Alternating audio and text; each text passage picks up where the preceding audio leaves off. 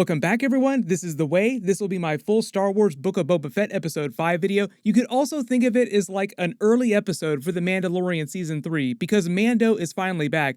There were so many Easter eggs and so much lore that they cover in this episode. It was probably one of my favorite episodes of any Star Wars series ever. If you're brand new to the channel, be sure to subscribe to get all the episodes. There's a bunch of big stuff coming up. We have the Star Wars Obi-Wan Kenobi episodes, and obviously the Mandalorian Season 3 episodes that'll be coming. Careful for spoilers if you have not seen the episode yet. We'll be talking about everything. I'll just start at the beginning and go through scene by scene, talking about Easter eggs, WTF moments, and all the teasers that they use to set up The Mandalorian Season 3. Starting with the episode title, Chapter 5, Return of the Mandalorian, you could also think of it as a sly wink at the Return of the Jedi title, because so much of the Book of Boba Fett has been referencing Return of the Jedi Easter eggs. There's also a lot of references to the Jedi, the Mandalorian Jedi Tarre Vizsla, who created the Darksaber, as well as Grogu, who is in the middle of his Jedi training. And we know that Grogu is going to be coming back in next week's episode too, which I'll explain how they set that up at the end of the episode too. But first, I gotta pay a visit to a little friend. He's got a very tiny, very little side quest that he has to perform before he helps Boba Fett out with his pyke syndicate problem. Cannot wait to see Grogu in that tiny little Mandalorian Beskar armor that he had made for him. This truly is the way. But the actual opening scene is of the Mandalorian going to an alien meat factory on the killing floor to pick up his latest bounty named Kaba Baez. This introduction scene is meant to be a parallel for his introduction in The Mandalorian Season 1, Episode 1. It almost plays out the exact same way with a lot of the same dialogue too. As he enters the frame, they play the same Mandalorian theme music cue that they played at the end of the Book of Boba Fett Episode 4. We all knew he'd be coming back, it was just a question of which episode it was going to be in. The alien that he's after here is actually being played by one of the stunt actors from the Obi-Wan Kenobi series. We'll probably get the trailer for that after the Book of Boba Fett finale, so we'll get a lot more Obi-Wan Kenobi footage pretty soon. He's still got his Mandalorian spear, which they wind up melting down to make Grogu's Beskar armor later in the episode, and the whole idea here is that he's doing this bounty just as a way to help find his old Mandalorian covert, the place where the armorer went after the Mandalorian Season 1 finale, because we didn't see her at all during the Mandalorian Season 2, but we knew she was still alive. They give him a very Captain America Winter Soldier elevator scene moment when he offers to let everyone get out who doesn't want to get their ass beat or killed. Before we get started, does anyone want to get out? And when Kaba Baez says, "Let's discuss our options," it's also meant to be a reference to his line to the Mithril in Episode 1, Horatio Sands' character, where he's like, "I can bring you in warm or I can bring you in cold." I can get you more credits. I can bring you in warm, or I can bring you in cold. I can bring you in warm, or I can bring you in cold. It's literally the exact same line. There's a lot of moments like that during this episode where he repeats dialogue either from earlier Star Wars movies, like he makes a lot of Phantom Menace references later when they go back to Tatooine, or lines of dialogue that he said previously during the Mandalorian Season 1 and Season 2, just to connect things back to the Mandalorian series plot. Love the way he whips out the Darksaber and cuts through all these aliens like they're hot butter. They also use this scene to show you how he needs a lot of training with the Darksaber, like he is just bad fighting with it. You can't blame him because he's never fought with a lightsaber before. Also, they introduce a bunch of new mythology and lore for the Darksaber that they did not do during the Clone Wars series when they introduced it for the first time. That was actually probably one of the coolest parts of the episode, like all the new backstory and lore that they write into the canon. And most of that stuff comes from Dave Filoni because he's one of the people who created the Darksaber in the first place back during the Clone Wars many, many years ago with George Lucas. There are really only a couple people in the galaxy that could train him to fight better with the Darksaber, like Ahsoka, Luke Skywalker, who are still around, but also, by coincidence, the Armorer, who does show up right after this. The little BD-1 droid is also a huge Easter egg for Jedi Fallen Order. This is the same droid that Cal Kestis had during that game. It's even featured in a lot of the art. For those of you that are hoping that Cal Kestis shows up in the future of the Mandalorian series, he's another one of the Jedi that will still be alive in present day when this is happening after the original trilogy. Love the full ring station reveal too. You can tell that they spent most of their budget on these last couple of episodes, like, oh, this is where all the money went. That's why things seem so simple the first couple of episodes. After he returns the bounty and finds out where to find his covert, he uses his visor to find the ultraviolet symbols and follow the trail. These were all Mandalorian symbols to help guide him there, and the final symbol is the head of the mythosaur, which was the symbol that they used for their covert during Mandalorian Season 1. Is the same symbol that Boba Fett has on his arm. I talked about that during my previous Book of Boba Fett episode video where he first gets the Rancor, so I'll link that below in the description if you want to learn more about why he has the mythosaur on his arm. They finally bring the Armorer back. We didn't see her during Mandalorian Season 2, and we find out that Jon Favreau's Paz Vizsla character also survived, the heavy infantryman. They made it seem like everybody else died, so I'm glad they brought him back. But because Jon Favreau kind of calls the shots with Dave Filoni and what happens within this Mandalorian universe of TV shows in this part of the Star Wars timeline, I do think it's funny that he did not kill himself off. Like, I'm not going to kill myself off, I'm the boss. They also need him for all this Darksaber mythology that the Armorer introduces to the canon, and all the Easter eggs for the Clone Wars episodes with pre-Vizsla in the Darksaber. There's so many Easter eggs within Easter eggs within Easter eggs. It gets super meta with all this Darksaber mythology, and I completely love it. This is probably one of my favorite parts of the episode.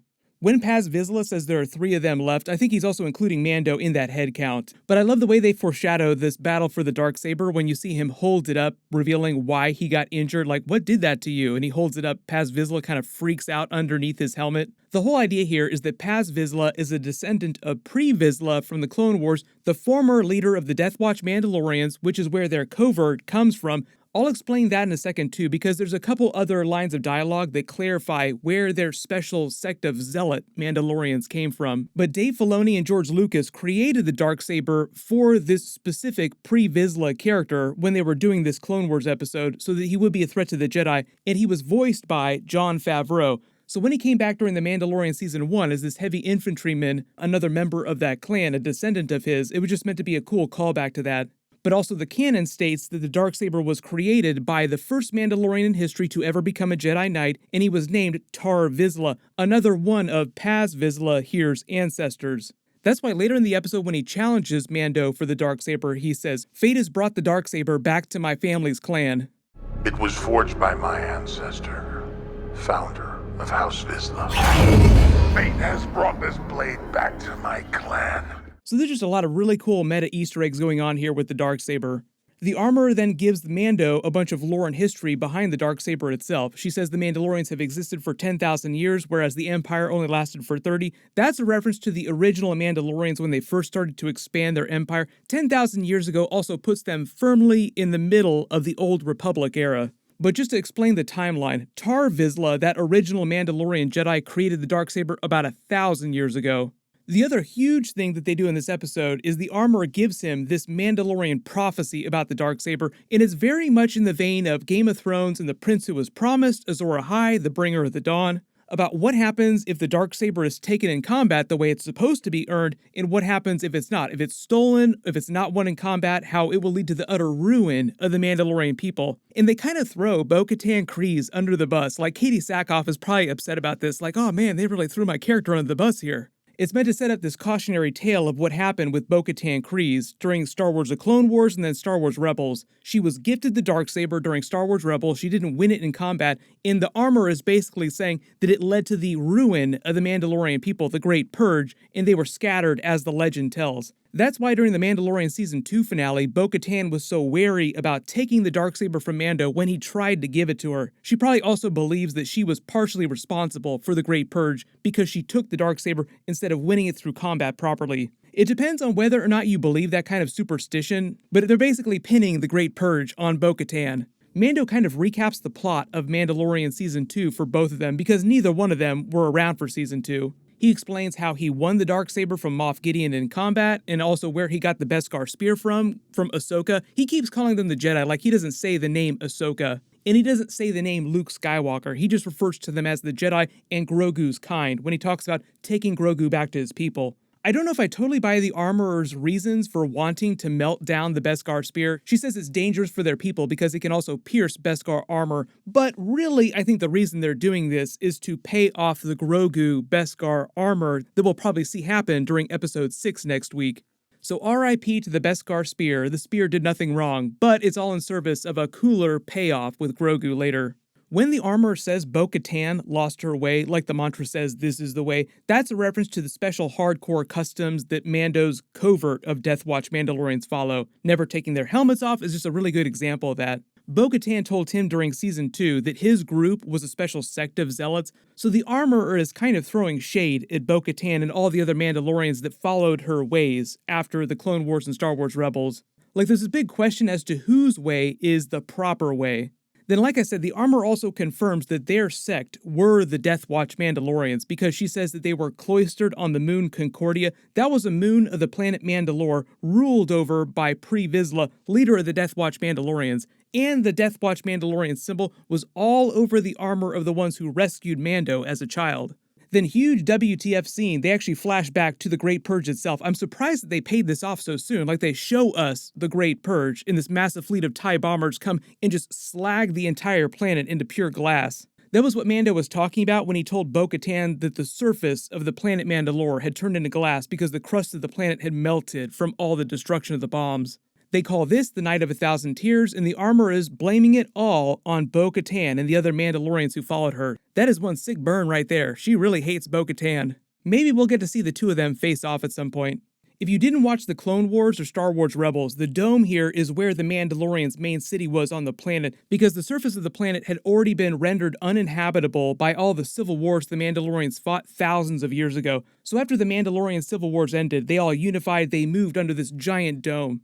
So when the TIE bombers blow up the dome, just to give you a sense for the scale, it would be like if the entire North American continent was living in a giant super city under a dome. Like, that's how big this is meant to be.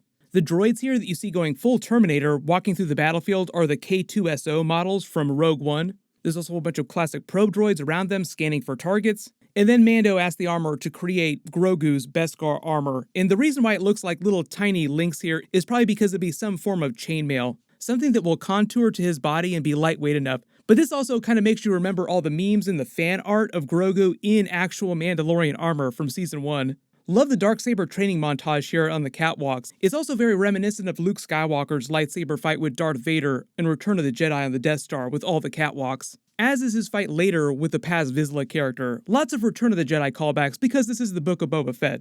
When she talks about him fighting against the blade, instead of his opponent, the blade getting heavier in his hand, it's meant to be a metaphor for Mando accepting the full responsibility that comes with the Darksaber, accepting the mantle of leadership that comes with it. The thing that's distracting him clearly is Grogu. That's why he said earlier he's worried about him. He even told her he wanted to go see him to know that he was okay. They also set that up at the end of the episode too, his little stopover before he goes to help Boba Fett out with the pikes. Then, like I said, they used the Tarre Vizsla duel for the Darksaber as a way to pay off a ton more Clone Wars Easter eggs for Vizsla. Now fate has brought the Darksaber back to my clan, because it used to belong to my ancestor before Darth Maul killed him and took it from him.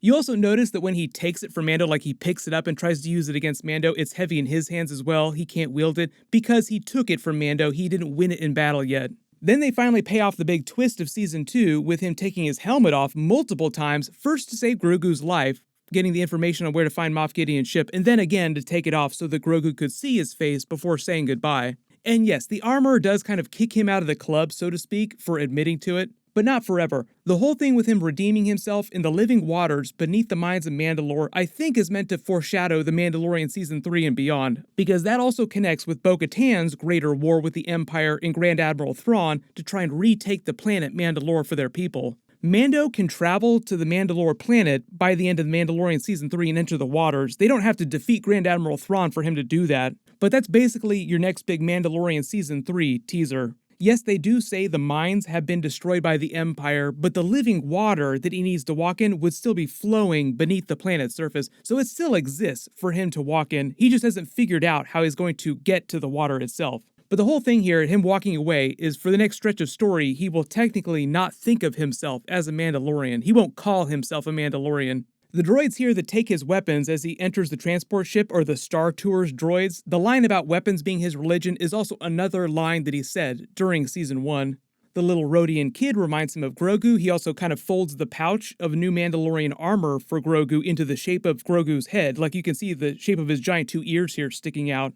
Then the Starliner Travel name drop I think is also meant to be a reference to the real-life Disney Starliner cruiser ship that they just debuted, the super expensive hotel that you can actually go stay at. He goes back to Mos Eisley and reunites with Peli Motto and all of her droids from A New Hope in the prequels. This is R5, the Gonk droid, and the Treadwell droid from A New Hope, and the Pit droids from Phantom Menace. We've seen them in previous episodes before too, and there was a flashback Easter egg for Peli Motto in an earlier episode of the Book of Boba Fett. And like I said, that little tiny droid that helps him repair the ship is the BD-1 droid from Cal Kestis in Jedi Fallen Order. She references all of his previous Tatooine episodes. Slaying Dragons was Season 2, Episode 1, taking down the Krayt Dragon. Chasing Bounties was Fennec Shand in Season 1, also foreshadowing Fennec Shand showing up at the end of the episode to ask him to help with Boba Fett. And the ship that she gives him as a replacement for the Razor Crest is literally one of the Naboo N1 starfighters from Phantom Menace, Anakin Skywalker's original ship as a child. She even references Padme when she says that they were commissioned by the Queen of Naboo. She references the Galactic Republic because that's the period of history where the ship came from before the Imperial era. But the Fadir that she mentions are the horse animals that they ride for sport during The Last Jedi. But remember, The Last Jedi takes place about 30 years after what's happening in the events of this scene in the present day of the episode. The hyperspace docking ring is a callback to Obi-Wan Kenobi using the same type of ship with a docking ring to travel to Kamino, chase down young Boba Fett and Jango Fett to bring things back around to Boba Fett because this is meant to be his show, even though this episode is kind of like a Mando Season 3 episode inside the Book of Boba Fett. They set up the big montage with the Jawas stealing all of the old parts for the ships that they need. They also use that to tie back in with the whole Pyke Syndicate plot for the finale, saying that the Jawas are basically stealing parts from the Pyke Syndicate. I did think it was a little weird that Peli Motto dated a Jawa, but when she says they're furry underneath their robes, they have never revealed canonically what Jawas actually look like under their robes. But the whole funny thing here with them souping the ship up, making it super fast with aftermarket parts, is basically giving him a version of Space NOS to make a big Fast and Furious reference. And the reason why they sand off the yellow paint instead of making it look exactly like it did during the Phantom Menace and the prequel movies is because if it looks silver like this, it looks like a different ship that they can sell as a different toy. Like, yes, we know you all bought those Phantom Menace toys back when it first came out many years ago, but now you have to buy the new one because it's a different version. Most of you also probably detected the R2 reference here, when she says that she took out the R2 connector unit in the back pod here, the little pod, because it's a very Grogu-sized pod. So you have to imagine Grogu flying around with him in the back of this ship. Then a bunch more Star Wars prequel references. He starts testing it out in the canyons, just like the pod races. Also, he uses the dank ferric word again. That's kind of like Star Wars equivalent of the F-bomb. They say it all the time on all the shows. They also make a Beggar's Canyon reference because that's the place where he goes. It's a callback to A New Hope, the place where Luke Skywalker would fly his T-16, bullseyeing womp rats, which you actually see later. This creature is a womp rat that scurries away as he flies by. But it's not impossible. I used to bullseye womp rats in my T-16 back home. They're not much bigger than 2 meters. Also, you could think of this canyon run as a reference to the old school Star Wars video game Rebel Assault, where you literally start the game by flying tutorials in a T-16 through Beggar's Canyon. I have not played that game in so long. I think that was a DOS game. He flies past the same Rodian child, and then they bring back the New Republic X-Wing pilots from Mandalorian Season 2, or at least one of them. Captain Carson Teva comes back, and he makes a bunch of references to the Mandalorian Season 2. But the other X-Wing pilot here is a huge Easter egg that some of you may have detected, so this is actually the same actor who was Luke Skywalker's double in the Mandalorian Season 2 finale. Casting him was a whole thing too, because we had to work with Sarah Finn and say, hey, look, we want to find somebody who physically resembles what Mark looked like right after Return of the Jedi. They also use this X-Wing scene to show off what the ship can do and how it can fly under the radar at certain speeds. All meant to set up a big dogfight that he'll probably have during the finale with the Pyke Syndicate. When he comes back to the hangar bay, Mando makes another Anakin Skywalker Phantom Menace reference when he says the ship was Wizard. Well, how was it? Wizard. This is so wizard, Annie. I'm sure you'll do it this time. It as predicted, Fennec Shand shows up to hire Mando as muscle for Boba Fett, who says that he'll help for free, but he's got to pay a visit to a little friend, which obviously is a big Grogu reference, meaning we'll see Grogu in next week's episode, episode 6. Just like they used this week's episode to give you a bunch of backstory on Mando and what he's been doing since the end of The Mandalorian Season 2, they'll probably use next week's episode with Grogu to explain what he's been doing with Luke Skywalker Jedi training since we last saw them during the Mandalorian Season 2 finale. But if you spotted any other Easter eggs in the episode that I didn't talk about in the video, just write them below in the comments. There are 2 more episodes left. My full Book of Boba Fett Episode 6 video will post next week just like normal, so make sure you have alerts enabled for my channel so you don't miss that. Everyone click here for my new Marvel Secret Invasion first look video, and click here for all my Book of Boba Fett and Mandalorian episode videos. Thank you so much for watching. Everyone stay safe. This is the way.